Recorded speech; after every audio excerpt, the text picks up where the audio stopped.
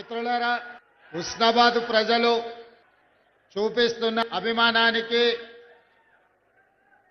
నా హృదయపూర్వక కృతజ్ఞతలు. ఈనాడు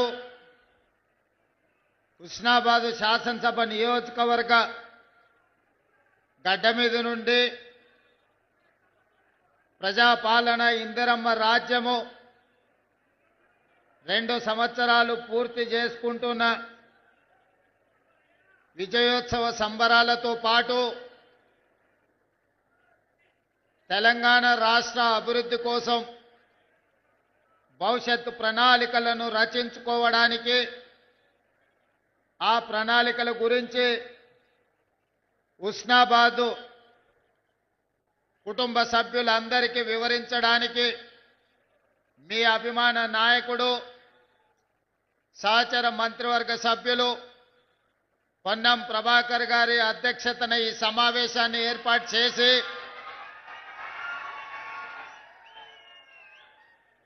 ఈ కార్యక్రమంలో నాతో పాటు ముఖ్య అతిథులుగా కరీంనగర్ ఇన్ఛార్జ్ మంత్రివర్యులు తుమ్మల నాగేశ్వరరావు గారు, మిత్రులు, మీ అందరి అభిమాన నాయకుడు, ఎన్నాళ్ళుగానో మీకు సేవలు అందిస్తున్న 2వ తరం మంత్రివర్గ సభ్యులు దుద్దిల్ల శ్రీధర్ బాబు గారు, అదేవిధంగా కరీంనగర్ జిల్లాకే కాదు దేశ స్థాయిలో కాంగ్రెస్ పార్టీకి సేవలు అందించిన కాకా వెంకటస్వామి గారి తనయుడు గడ్డం వివేక్ వెంకటస్వామి గారు, అదేవిధంగా మిత్రులు, కార్యకర్త నుంచి మంత్రిగా ఎదిగిన అడ్లూరి లక్ష్మణ్ గారు, అదేవిధంగా మాజీ కాంగ్రెస్ పార్టీ అధ్యక్షులు మాజీ రాజ్యసభ సభ్యులు బి హనుమంతరావు గారు,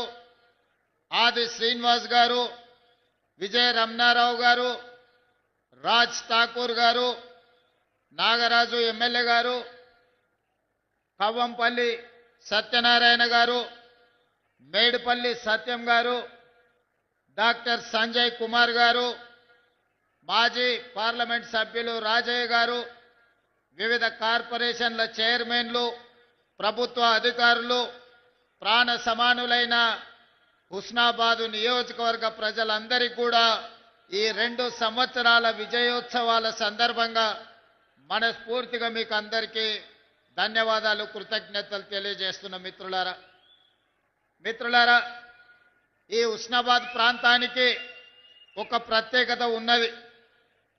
ఆనాడు గడీలు పెత్తందారుల ఆధిపత్యం జరుగుతున్న సందర్భంలో సర్దార్ సర్వాయి పాపన్న గౌడ్ గారు ఈ ప్రాంతం నుంచి బహుజనుల దండుగట్టి బహుజనుల పరిపాలన ఏ విధంగా ఉంటుందో బహుజన సామ్రాజ్యాన్ని స్థాపించడానికి పునాదులు వేసింది హుస్నాబాద్ ప్రాంతం నుంచే అని చెప్పి ఈనాడు మనం గుర్తు చేసుకోవాలి. అదేవిధంగా 60 సంవత్సరాల ఆకాంక్ష, 4 కోట్ల ప్రజల యొక్క బలమైన ఆకాంక్షకు 2001లో ఈ ప్రాంతం నుంచే తెలంగాణ ఉద్యమం ఉవ్వెత్తున లేచి తెలంగాణ రాష్ట్ర సాధనకు ఈ ప్రాంతం కరీంనగరే అండగా నిలబడ్డది.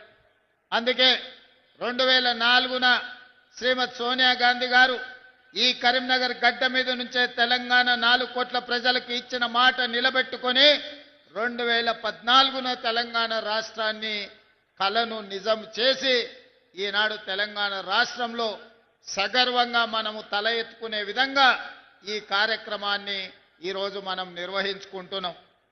ఈ తెలంగాణ రాష్ట్ర సాధనలో బహుజనుల యొక్క పరిపాలన అందించడంలో హుస్నాబాద్ కరీంనగర్ జిల్లా పాత్రను అందరూ గుర్తు చేసుకోవాల్సిన సందర్భం. మరి ఈనాడు ఇంత సమయమైనా మీరు దాదాపుగా 3-4 గంటల నుంచి మా అక్కలు, మా ఆడబిడ్డలు చాలా మంది ఇక్కడికి వచ్చి మమ్మల్ని ఆశీర్వదించడానికి ఎంతో సేపు ఎదురు చూసిండ్రు. కానీ 2 సంవత్సరాల ఉత్సవాలను పూర్తి చేసుకోబోతున్న మనం ఢిల్లీకి వెళ్ళి పెద్దల్ని, ముఖ్యంగా మన 60 సంవత్సరాల యొక్క ఆకాంక్షను నెరవేర్చిన గొప్ప నాయకురాలు శ్రీమతి సోనియా గాంధీ గారికి ఆహ్వాన పత్రికను అందించి వారి ఆశీర్వాదం తీసుకొని మల్లికార్జున్ ఖర్గే, రాహుల్ గాంధీ, ప్రియాంక గాంధీతో పాటు ఈ దేశ ప్రధానమంత్రి నరేంద్ర మోడీ గారికి, ఇతర మంత్రులకు తెలంగాణ రాష్ట్రం డిసెంబర్ 8, 9 నాడు జరుపుకోబోయే తెలంగాణ రైజింగ్ గ్లోబల్ సమ్మిట్ కు సంబంధించిన ఆహ్వాన పత్రికను అందించడమే కాకుండా భవిష్యత్తు కోసం ఏ విధంగా తెలంగాణ అభివృద్ధి ప్రణాళికలు రచించుకుంటుందో వారి అందరికీ ఈ రోజు వివరించడం జరిగింది. ఈనాడు మిత్రులారా, డిసెంబర్ 3కు ఒక ప్రత్యేకత ఉన్నది. డిసెంబర్ 3, 2023 నాడు ప్రజా పాలనను మీరందరూ తీసుకురావడం జరిగింది. అదే కాదు, డిసెంబర్ 3కి ఇంకొక ప్రత్యేకత ఉంది.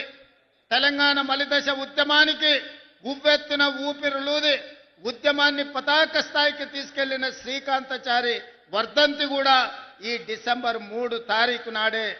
అందుకే శ్రీకాంతాచారి స్ఫూర్తితో నేను మరణించినా సరే, నా కుటుంబం నష్టపోయినా సరే, నా కుటుంబం కష్టపడ్డా సరే, తెలంగాణ నిరుద్యోగ యువతకు ఉద్యోగ ఉపాధి అవకాశాలు రావాలి, వాళ్ళ జీవితాలలో వెలుగులు నిండాలి అని ఆనాడు శ్రీకాంతాచారి ఆత్మ బలిదానం చేసుకొని ఈ తెలంగాణ రాష్ట్ర ఏర్పాటుకు ఒక గొప్ప స్ఫూర్తినిచ్చారు.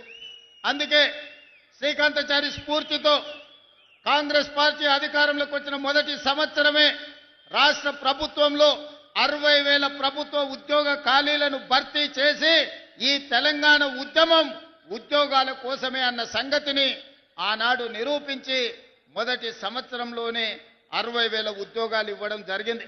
ఇప్పుడు ఇంకొక 40,000 ఉద్యోగాల కోసం ప్రణాళికలు రచిస్తున్నాం. తొందరలోనే ఇంకా 40,000 ఉద్యోగాలు ఇచ్చి 2.5 సంవత్సరాలు పూర్తి చేసుకునే లోపల 1,00,000 ఉద్యోగ ప్రభుత్వ ఖాళీలను భర్తీ చేయడం ద్వారా ఇది ప్రజా ప్రభుత్వం ప్రజల కోసమే పనిచేస్తుంది, ప్రజల ఆకాంక్షలను నెరవేరుస్తుందని ఈనాడు మనం నిర్ణయాలు తీసుకొని ముందుకు వెళ్తున్నాం.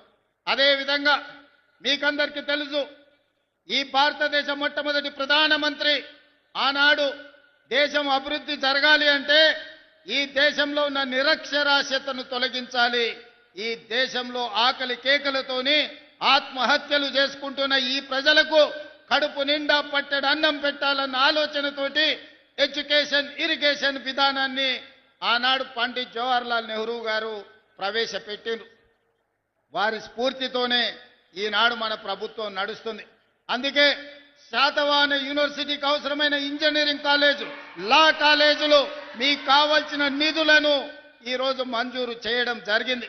ఈనాడు కరీంనగర్ రైతాంగం ముందు నేను ప్రస్తావించదలుచుకున్నా, ఇక్కడ కట్టిన ఎస్ఆర్ఎస్పి ఆనాడు పండిత్ జవహర్లాల్ నెహ్రూ గారు మొదలుపెట్టి కడితే ఈనాటి వరకు మనము మంత్రులు ముఖ్యమంత్రులైన ఎస్ఆర్ఎస్పి ద్వారానే ఈరోజు కరీంనగర్ ప్రాంతానికి, వరంగల్ ప్రాంతానికి లక్షలాది ఎకరాలకు నీళ్లు ఇస్తున్నాయి.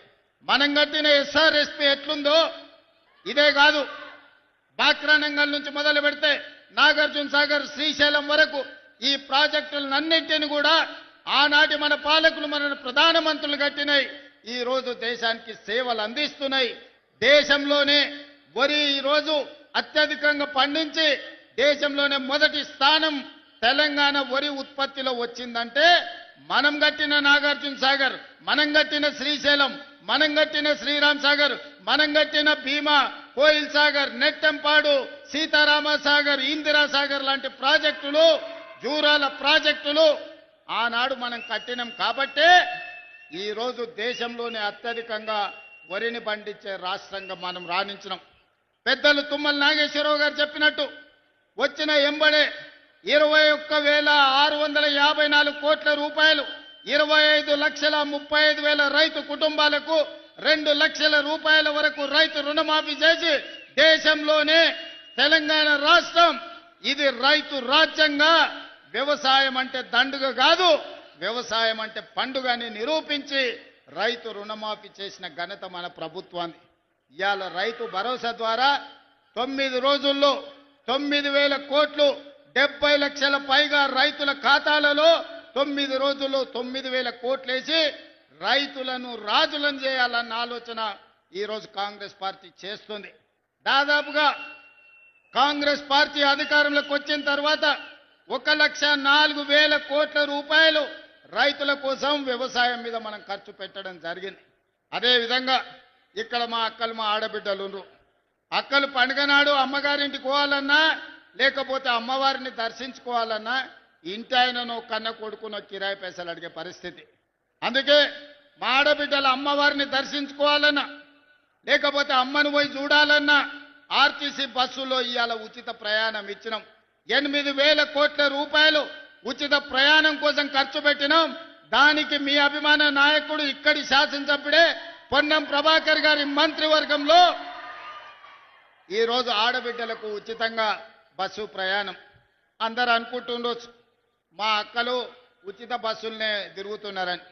ఉచిత బస్సులో తిరగడం కాదు, మా అక్కలకు 1000 బస్సుల యజమానులను చేసినాం. ఇవాళ స్వయం సహాయక సంఘాలు బస్సులు కొని ఆర్టీసీకి కిరాయి పెట్టి వందలాది బస్సులకు ఇవాళ మా ఆడబిడ్డలు యజమానులు అయ్యారు. అదాని అంబానీలు ఉత్పత్తి చేసే సోలార్ పవర్ ప్లాంట్లు ఈరోజు మా ఆడబిడ్డలకు ఇచ్చినాం. ఇదే కాదు, అడిగిన వాళ్ళందరికీ రేషన్ కార్డులు ఇచ్చినాం. ఆయల్ల ప్రభుత్వంలో రేషన్ కార్డు కావాలంటే అదో పెద్ద పైరవి, దొర గడి ముందల చేతులు కట్టుకొని నిలబడాల్సిన పరిస్థితి. కానీ మనం వచ్చిన తర్వాత అడిగిన ప్రతి కుటుంబానికి, పెళ్ళైన ప్రతి ఆడబిడ్డకు అమ్మగారింటికా నుంచి అత్తగారింటికి పోతే రేషన్ కార్డు అప్పటికప్పుడే ఇచ్చి ఆ కుటుంబాలను ఆదుకున్నాం. ఆనాడు దొడ్డు బియ్యం ఇస్తే పశువులకు దాన పెట్టేది. కానీ ఇవాళ మనం ప్రతి వాళ్లకు 3,10,00,000 మందికి సన్న బియ్యాన్ని ఈరోజు మనం పంచుతున్నాం. ప్రతి ఇంట్లో ఈనాడు సన్న బియ్యం వండుకొని సంటి పిల్లలకు తినిపించి ఈరోజు మా ప్రభుత్వం ఇందిరమ్మ రాజ్యంలో మేము సన్న బియ్యం తింటున్నాం, మాకు వస్తున్నాయని మా అక్కలు చెప్తున్నాం. అదే కాదు, ఆ కరెంటు బిల్లు అవతల రూమ్లు ఉంటే యువతల రూమ్లు ఉంటే అవతల బంద్ చేసుకునేది. జరసేపు ఫ్యాన్ వేసుకుంటే జరసేపు ఆపుకునేది. ఎందుకంటే కరెంటు బిల్లుల కష్టం ఉండే. అందుకే ఇవాళ పేదవాళ్ళు ప్రశాంతంగా ఉండాలి అనంటే ప్రతి పేదవాడి ఇంటిలో వెలుగులు నిండాలి అని ఈరోజు 200 యూనిట్ల వరకు ప్రతి పేదవాడి కుటుంబంలో దాదాపుగా 50 లక్షల కుటుంబాలకు 200 యూనిట్లు ఈనాడు ఉచితంగా కరెంట్ ఇస్తున్నాం.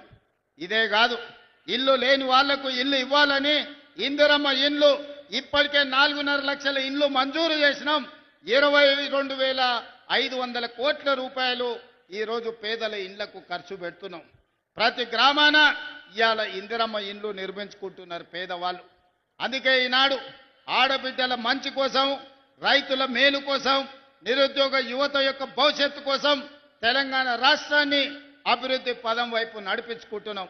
అందుకే 2 సంవత్సరాలు పూర్తి చేసుకుంటున్న సంబరాలు చేసినాం. అందుకే ఇవాళ మా మిత్రుడు మా పొన్నం ప్రభాకర్ గారు, నువ్వు గౌరెల్లిని గుండపల్లిని పూర్తి చేయాలన్నారు. ఎన్ని నిధులైనా ఇచ్చి తొందరలోనే మీకు గౌరెల్లి రిజర్వాయర్ పనులన్నిటినీ పూర్తి చేపించే బాధ్యత ఈ ప్రభుత్వం తీసుకుంటుంది, కాంగ్రెస్ పార్టీ తీసుకుంటుంది. అదేవిధంగా మీ ఎమ్మెల్యే గారు చాలా ఇచ్చినా ఇంకేం ఆడాడు అనుకొని వచ్చిన, మీకు కాలేజీలు ఇచ్చినా, యంగ్ ఇండియా ఇంటిగ్రేటెడ్ స్కూల్ ఇచ్చినా, మీకు రోడ్లు ఇచ్చినా, చాలా ఇచ్చినాక మా పొన్నమన్న సంతోషంగా ఉంటాడు అనుకున్నా. అది అయిపోయింది, ఇచ్చింది అయిపోయింది, మళ్ళీ ఏం తెస్తావో చెప్పని మళ్ళీ కొత్త కాగితం ఇచ్చిండు. దీంట్లో చాలా ఉన్నాయి. హుస్నాబాద్కు రింగ్ రోడ్డు కావాలన్నాడు, ఇంకా చాలా రాసిండు. ఇక్కడ అన్నిటినీ ప్రభుత్వ పాఠశాలలకు నిధులు కావాలన్నాడు. అదేవిధంగా పట్టణం చుట్టూ రింగ్ రోడ్డు అడిగిండు, మున్సిపాలిటీకి అండర్ గ్రౌండ్ డ్రైనేజ్ ఏదో అడిగినట్టుండు. అదేవిధంగా చాలా వాటికి తాగునీటి నీళ్ల కోసం కూడా ఇవాళ నిధులు అడిగిండు. తప్పకుండా ఇక్కడికి వచ్చిన హుస్నాబాదు మిత్రులకు మీకు ఒక్కటే మాట ఇవ్వదలుచుకున్నా, గత పాలకుల లెక్క హుస్నాబాదును నిర్లక్ష్యం చెయ్యం. హుస్నాబాద్కు కావాల్సిన నిధులను మంజూరు చేసి ఈనాడు ముందుకు తీసుకెళ్తాం. అదేవిధంగా పెద్దలు వెంకటస్వామి గారు ఉన్నారు. గతంలో ఐటీఐలు అంటే కాలం చెల్లిపోయిన ట్రైనింగ్లు ఇచ్చేది. ఇవాళ పిల్లలకు ట్రైనింగ్ ఇవ్వాలంటే ఐటీఐలను అన్నిటిని కూడా అడ్వాన్స్ టెక్నాలజీ సెంటర్లుగా ఈరోజు ముందుకు తీసుకెళ్తున్నారు వెంకటస్వామి గారు. అందుకే ఏటీసీలో జాయిన్ అయ్యే ప్రతి విద్యార్థికి ప్రతి నెల 2,000 రూపాయలు స్కాలర్షిప్ ఇవ్వడం ద్వారా నిరుద్యోగ యువకులను అభివృద్ధి పదం వైపు సాంకేతిక నిపుణులుగా మార్చి ఈరోజు ముందుకు తీసుకెళ్తాం. అదేవిధంగా మిత్రుడు శ్రీధర్ బాబు గారు ఇక్కడనే ఉన్నారు. ఇవాళ గ్లోబల్ సమ్మిట్ పోయి నేను ప్రధానమంత్రి గారికి సోనియా గాంధీ గారికి ఆహ్వాన పత్రిక ఇచ్చిన. ఇది నేను చేస్తున్నది కాదు, మిత్రుడు శ్రీధర్ బాబు గారు చేస్తున్నారు. వారి నాయకత్వంలోనే భారత్ ఫ్యూచర్ సిటీలో ఈరోజు తెలంగాణ విజన్ డాక్యుమెంట్ మనం తెస్తున్నామంటే పెద్దలు శ్రీధర్ బాబు గారు అండగా నిలబడి పరిశ్రమలను ఐటీ కానీ ఇండస్ట్రీస్లో పెట్టుబడులు తీసుకొచ్చి ఈరోజు మన రాష్ట్రాన్ని అభివృద్ధి ప్రథమ వైపు నడిపించడానికి వారందరూ సహకరిస్తున్నారు.